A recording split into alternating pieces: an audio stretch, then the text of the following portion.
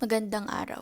Sa presentasyong ito, tatalakayin natin ang ugnayan ng wika, kultura at lipunan at kung paano nito pinapalakas ang ating pambansang pagkakakilanlan.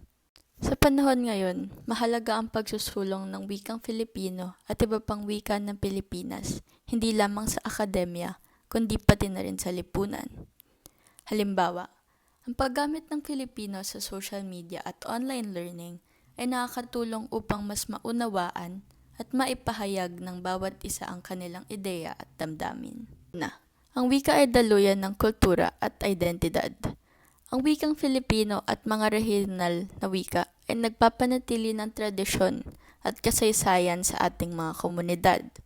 Halimbawa, ang mga lokal na panitikan at awitin ay naglalarawan ng ating kultura at nagbibigay kaalaman sa kabataan.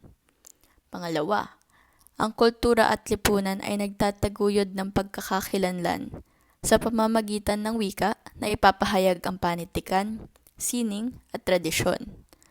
At ito na rin ang nagbubuklod sa mga komunidad. Halimbawa, ang mga lokal na proyekto at dokumentaro sa Filipino ay nagpapalaganap ng kaalaman at kamalayan sa lipunan.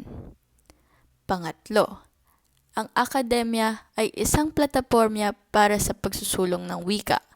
Ang pagtuturo at dokumentasyon ng Filipino at mga regional na wika ay nagtataguyod ng kritikal na pag-iisip at aktibong partisipasyon sa lipunan.